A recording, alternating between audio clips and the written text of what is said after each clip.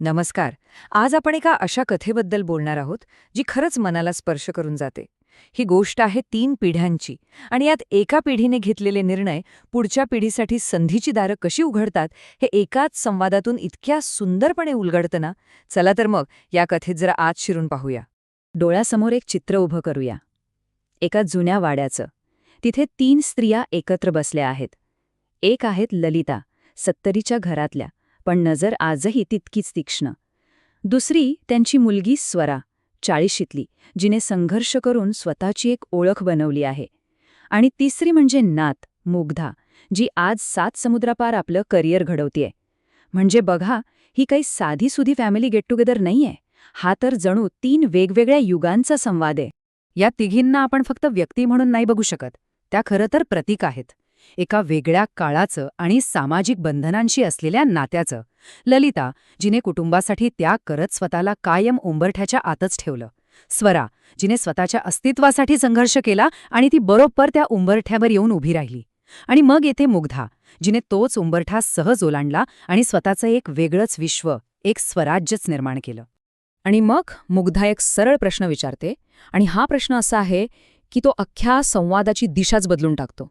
हा आजच्या पिढीचा आवाज आहे, जो भूतकाळातल्या त्यागाकडे बघून विचारतोय की तू तुझ्या स्वप्नांना असं जबाबदारीखाली का दाबलंस, स्वतःसाठी का नाही लढलीस. पण यावर ललिताचं उत्तर ते सगळं चित्रच बदलून टाकतं.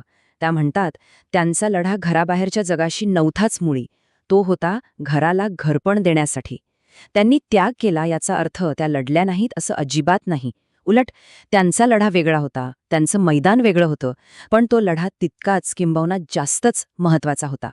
आणि हे समजावून सांगण्यासाठी ललिता एक इतकं सुंदर रूपक वापरते ना. त्या म्हणतात, मी पाया होते, स्वरा भिंती झाली आणि तू तू या घराचं आकाश झालीस. किती जबरदस्त कल्पना आहे ही. यातून हे अगदी स्वच्छ दिसतं की प्रत्येक पिढीचं योगदान किती गरजेचं होतं. सरळ आहे, पाया नसेल तर भिंती कशा उभ्या राहणार, आणि भिंती नसतील तर त्या आकाशाला गवसणी घालण्याचा आधारच मिळणार नाही. अच्छा, मग आता मुग्धाच्या मनात अजून एक प्रश्न येतो, जो या कौटुंबिक गोष्टीला एका वेगळ्याच वैचारिक उंचीवर नेतो. ठीक आहे, प्रत्येकीने आपापली भूमिका निभावली, पण मग ही जी उंबरठ्या पलीकडची स्त्री म्हणतात, ती नक्की आहे तरी कोण? आणि इथे स्वराचं उत्तर येतं. आणि ते इतकं सुंदर आहे ना. तिच्या मते उंबरठ्या पलीकडली ती म्हणजे कोणी एक व्यक्ती नाहीये, ती एक वृत्ती आहे, एक ॲटिट्यूड आहे. हीच वृत्ती ललितामध्ये होती जेव्हा तिने स्वराच्या शिक्षणासाठी समाजाचा विरोध पत्करला. हीच वृत्ती स्वतः स्वरामध्ये होती जेव्हा तिने स्वतःची ओळख जपली. आणि हीच वृत्ती आज मुग्धामध्ये दिसतेय. पण गोष्ट इथेच थांबत नाही. स्वरा म्हणते, हा प्रवास कधी संपणारा नाहीये. एकदा उंबरठा ओलांडला की झालं असं नसतं.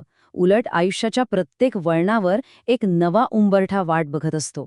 कधी तो भीतीचा असतो, कधी परंपरेचा, तर कधी आपल्याच अहंकाराचा. म्हणजे प्रगतीच्या प्रवासाला कधीच फुलस्टॉप नसतो. मग या कधीही न संपणाऱ्या प्रवासात यशस्वी व्हायचं असेल तर काय हवं? तर सगळ्यात महत्त्वाची गोष्ट म्हणजे पिढ्यांमधला संवाद आणि एकमेकांना दिलेला आधार. आई मुलगी शत्रू नाहीत, त्या एकमेकींचं बॅकअप आहेत, एकमेकींची ताकद आहेत. आणि जर त्यांच्यात मोकळा संवाद असेल तर मग कोणताही उंबरठा मोठा वाटत नाही. स्वराने तिच्या पत्रात तर या सगळ्या प्रवासाचं जणू सारच लिहून ठेवलंय. ती म्हणते की मुग्धाचं यश हे तिच्या आजीच्या संयमावर आणि माझ्या जिद्दीवर उभं आहे, आणि त्यांचं सगळ्यांचं मिळून एकच स्वप्न आहे, स्त्रीने स्वतःची ओळख कधीही विसरू नये. आणि हो, यात पुरुषांनी फक्त मदत नाही करायची, तर खरा भागीदार बनायचा आहे. कारण जेव्हा एक स्त्री पुढे जाते तेव्हा ती एकटी पुढे जात नाही, तिच्यासोबत अख्खा समाज पुढे जातो. आणि मग हे सगळं ऐकल्यावर आपण परत एका महत्त्वाच्या प्रश्नापाशी येऊन थांबतो. आपण सगळेच तर या साखळीचा एक भाग आहोत.